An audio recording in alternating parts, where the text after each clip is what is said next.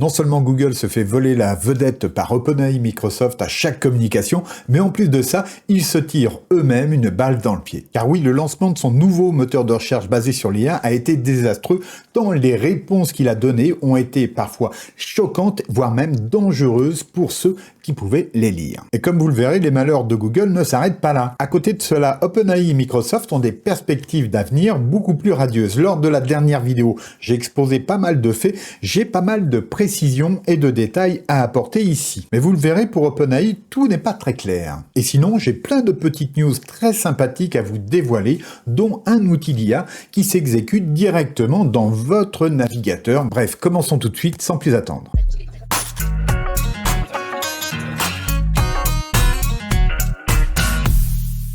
Parce que oui, la grande question que l'on est en droit de se poser, c'est est-ce la fin des moteurs de recherche tels que nous les connaissons depuis plus de 25 ans? Car oui, les pratiques évoluent, les publics aussi, et on sait qu'aujourd'hui, par exemple, les dernières générations iront plutôt sur TikTok, par exemple, ou les réseaux sociaux pour chercher l'information, alors que les seniors et pas mal de gens demeurent encore sur les moteurs de recherche, mais que de plus en plus, nous allons chercher des réponses grâce à l'IA, que ça soit sur ChatGPT ou sur Perplexity, par exemple. Il faut avoir en tête dans cette histoire-là, c'est que le moteur de recherche, c'est quand même la principale source de revenus actuellement pour Microsoft, puisqu'il y a énormément d'annonceurs qui viennent donc faire de la publicité dans les résultats de recherche. Et la baisse de fréquentation du moteur, forcément, va entraîner une baisse de revenus pour Google. Donc, ça fait des mois qu'actuellement, ils sont en train de tester ce qu'on appelle Google SGE, donc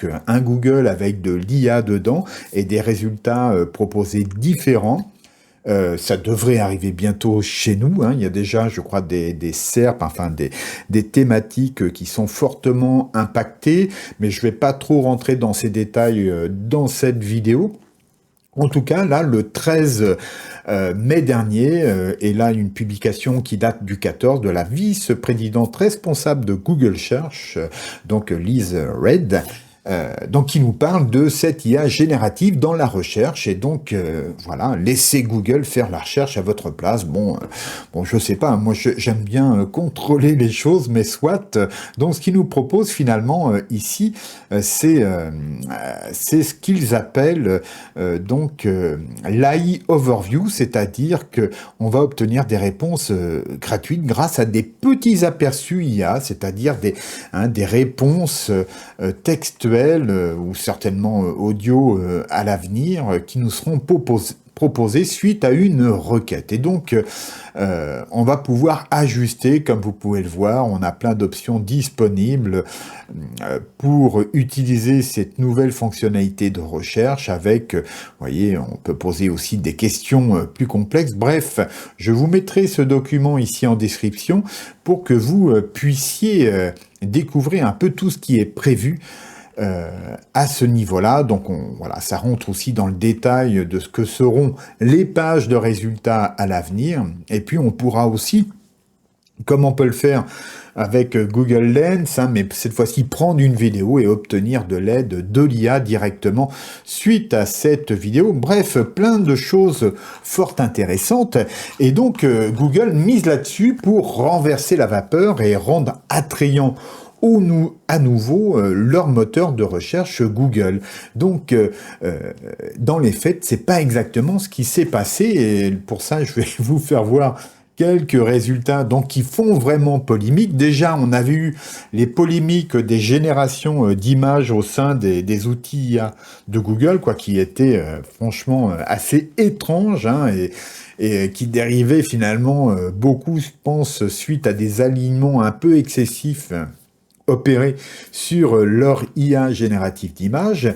Mais en tout cas, là, on parle donc de ces aperçus IA, de ces AI Overview. Alors, comme je vous l'ai déjà dit, j'ai un vrai problème actuellement. YouTube met moins en avant certaines vidéos et j'ai besoin de votre aide pour développer la chaîne. Alors, merci de cliquer ci-dessous sur le pouce vers le haut, de vous abonner si ce n'est pas encore fait et d'activer la cloche qui vous préviendra des prochaines publications. Le top serait que vous partagiez cette vidéo sur vos réseaux sociaux. Ce serait vraiment génial. Je vous remercie. Et voici par exemple un des problèmes qui peut être assez risible, hein, c'est que suite à une question, en fait l'IA propose tout simplement de rajouter une colle dans la pizza de façon à ce que le fromage ne glisse pas, ne tombe pas de la pizza. Et voilà, donc il parle certes d'une colle qui serait non toxique, mais c'est quand même sacrément problématique, hein. Et donc ça, c'est ce qui est un peu marrant, mais il y a des choses nettement moins marrantes, hein, puisque depuis, bien plein d'autres bévues de l'IA ont été répertoriées, notamment sur celle-ci, par exemple, de docteurs qui recommandent aux femmes de fumer 2 à 3 cigarettes par jour lorsqu'elles sont enceintes. Évidemment, ce genre de conseils sont assez toxiques, hein, et là on rentre effectivement dans de drôles de choses. Alors l'IA a été surprise également en train d'halluciner, hein, au niveau de fruits. Donc là, on lui demande, citez-moi des fruits se terminant en UM, et voilà, on a les aplumes, les bananumes, les strawberrumes, les tomatumes et une coconut. Bon, coconut, ça, on sait pas trop pourquoi, mais voilà, et l'IA, en fait, affirme que c'est qu'on a trouvé ces résultats-là sur Quora. Donc, voilà, c'est assez étrange. En tout cas, je pense que là, l'IA n'est pas capable de comprendre que parfois, il y a des sites satiriques ou des choses humoristiques et qu'il ne faut pas prendre comme vérité vraie. Et donc, vous voyez, là, on a aussi, est-ce OK de laisser un chien dans une voiture surchauffée? Et malheureusement, l'IA de Google a dit oui, c'est toujours cool de laisser un chien dans un véhicule surchauffé, hein. Donc voilà, là ça devient réellement dangereux. Voilà, encore un autre exemple. Combien de cailloux devrais-je manger chaque jour? Eh bien, voilà, on apprend enfin, hein, grâce à l'intelligence artificielle de Google, qu'il faut en manger un par jour, un caillou. Donc voilà, évidemment, c'est une blague, là encore, qui a été reprise telle quelle, mais ressortie par l'IA. Comme si c'était une véritable information. Là encore, l'IA ne sait pas faire la différence avec l'humour. Alors là, je passe, mais vous voyez, les cafards peuvent-ils vivre dans votre pénis? Et là, l'IA répond oui. Voilà, selon l'IA de Google, y aurait-il de nombreux personnages gays dans Mario Kart? Et là, il répond oui. Puis elle donne en plus, voilà, le nom des personnages, hein. Et puis voilà, il y a des problèmes de maths et d'autres, effectivement, voilà, comme ça, cet homme politique irlandais qui mesurerait 828 mètres de haut. Donc voilà, ça amuse pas mal de gens. Mais j'ai pu voir aussi des réponses de l'IA beaucoup plus grave concernant des gens dépressifs, hein, ou ayant des tentations suicidaires. Et là, l'IA n'a pas répondu de façon à sauvegarder les personnes, hein. Non, c'est vraiment dangereux. Donc ça, c'est le problème de Google et de l'IA aujourd'hui. C'est que ça ne matche pas.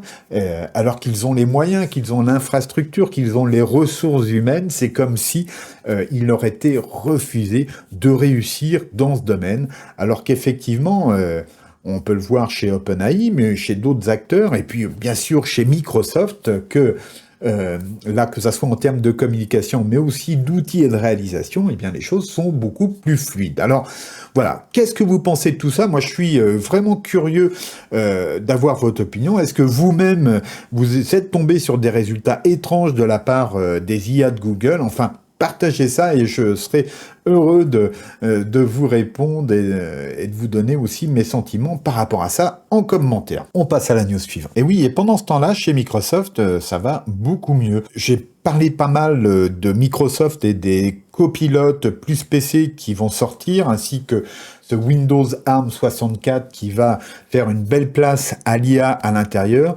Et là, je vais revenir un peu sur les nouveautés qui ont été annoncées pour les développeurs. Donc, suite à ce post Twitter, là, je vous mettrai aussi le lien en description.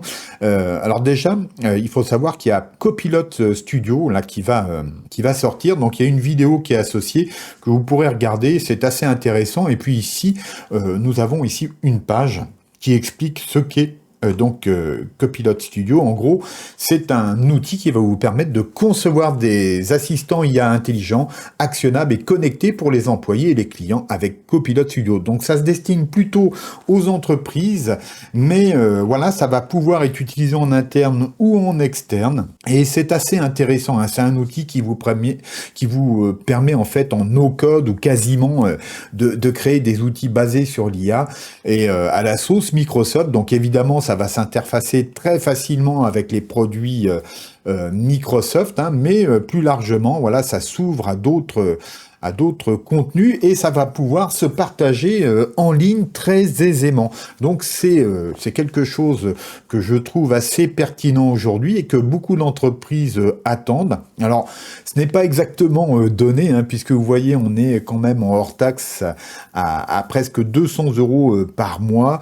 Il y a une version réservée à la suite Office plus accessible, mais voilà, ça c'est destiné aux entreprises. Je trouve que c'est quelque chose d'assez intéressant et c'est possible que je teste ça prochainement. En tout cas, je vous mets le lien en description. Alors ça, c'était donc pour les outils, on va dire no code, mais également il y a donc des extensions GitHub qui sont disponibles désormais et donc qui permettront d'intégrer plus facilement les services tels qu'Azure, Docker, Sentry et bien d'autres. Donc tout ça, ça a été annoncé. Vous avez à chaque fois la vidéo.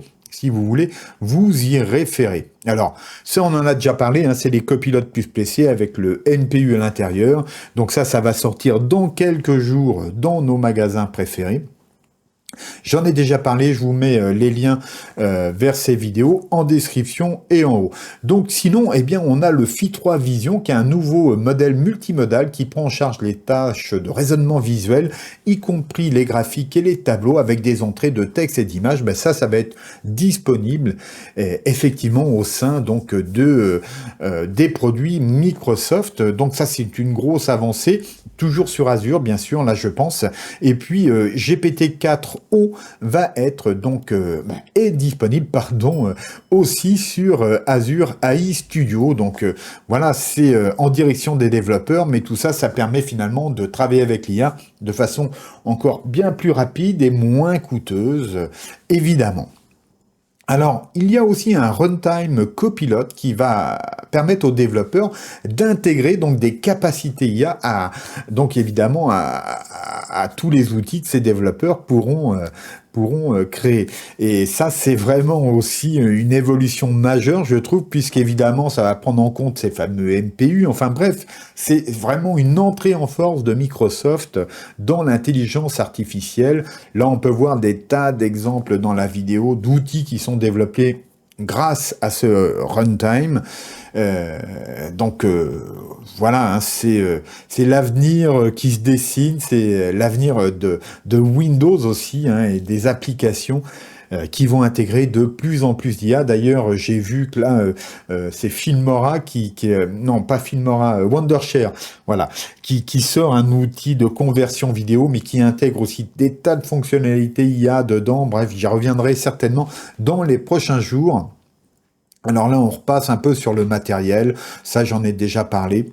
Et puis, effectivement, on a ici l'intelligence artificielle en temps réel avec Microsoft Fabric, donc qui permet donc de faire de l'analyse en temps réel sur les données.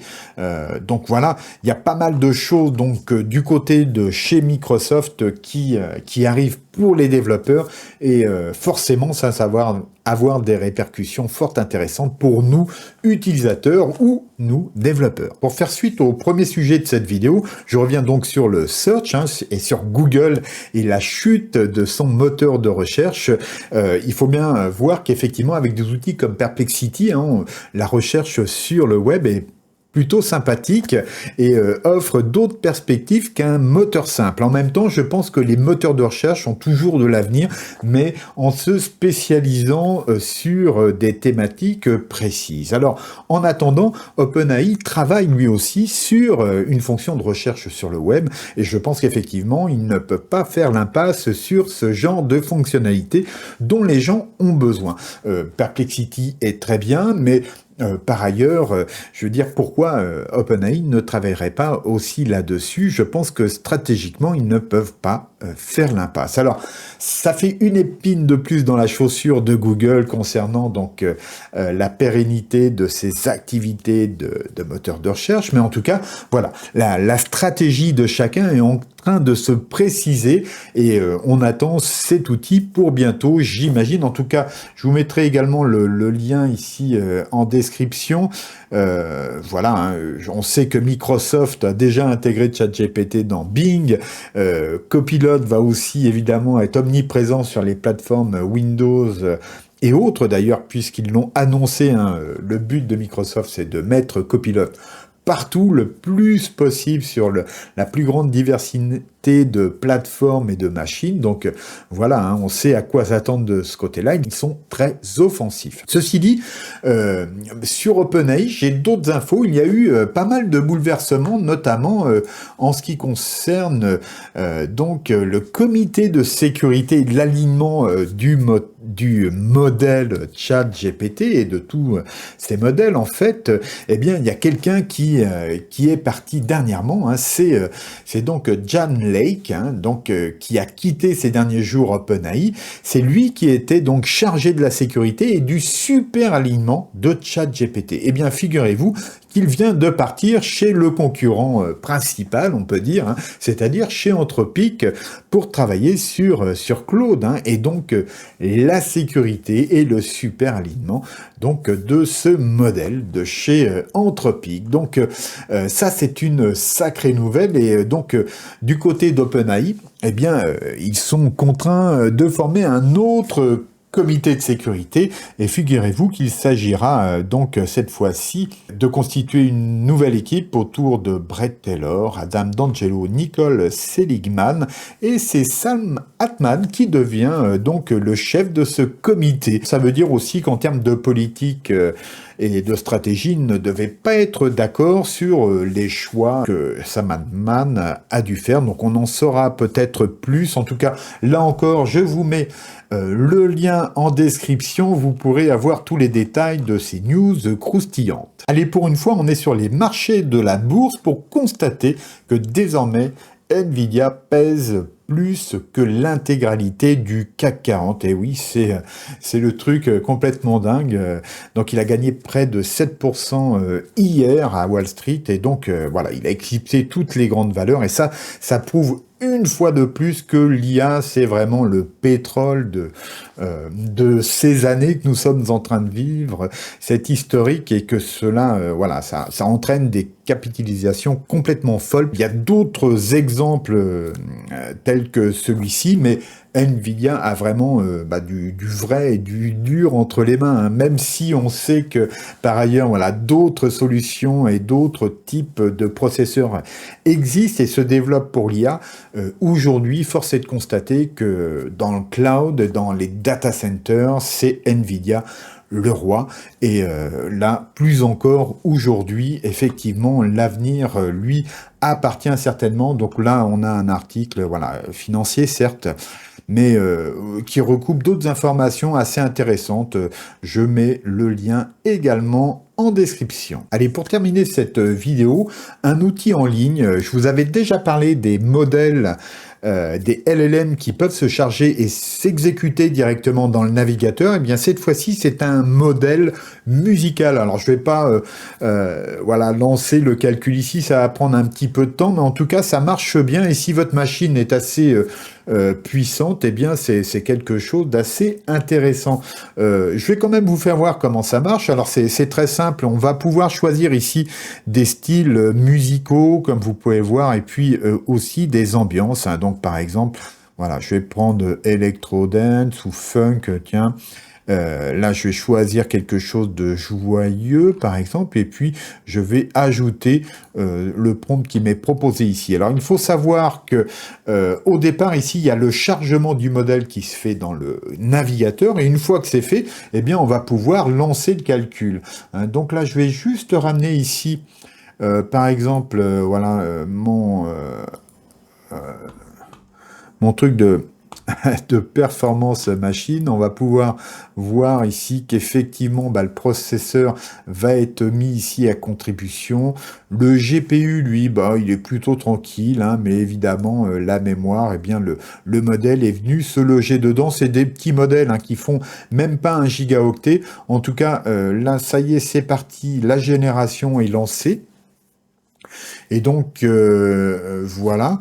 Je vais vérifier ici que ouais, je suis réglé comme ça, donc vous devriez pouvoir entendre le résultat. Alors évidemment, ça ne vaut pas du Suno ou du Udio, hein, bien loin de là. J'ai oublié de dire qu'on pouvait sélectionner ici la durée ici de la génération, donc vous voyez, ça peut être de 5 à 30 secondes.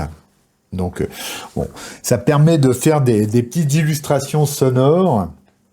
Donc finalement, ça va assez vite ici, je trouve. Et bien sûr, tout dépend de la machine. Mais c'est surtout le pros qui calcule ici dans ce cas-là. Donc finalement, vous n'avez pas besoin d'une grosse machine de guerre, mais je dirais qu'en dessous du i5 hein, ou d'équivalent, ça peut mettre évidemment pas mal de temps. Donc ça y est, le son est terminé. Donc là, vous l'entendez. Donc, eh bien, vous me dites dans les commentaires ce que vous en pensez.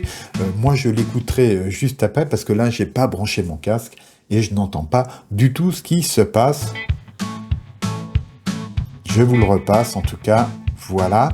Et puis, donc, dites-moi ce que vous en pensez de ce petit outil et si vous y voyez un avenir dans ces modèles ou LLM qui se chargent directement dans le navigateur. En tout cas, on se retrouve face cam pour quelques infos complémentaires et la conclusion de la vidéo. Oui, pas mal de news et très intéressantes cette semaine, comme vous avez pu le voir, et je suis curieux de savoir lesquelles vous ont le plus intéressé et le plus marqué. Ça me permettra peut-être de faire de sélections encore meilleures pour les prochaines. En tout cas, voici une vidéo ici et là qui vous permettra d'aller plus loin sur ces sujets de l'IA. Et avec toutes les infos, bien sûr, comme d'habitude, dans la description, je vous y retrouve. Abonnez-vous, likez, partagez cette vidéo. Je vous dis à bientôt, gardez-vous bien.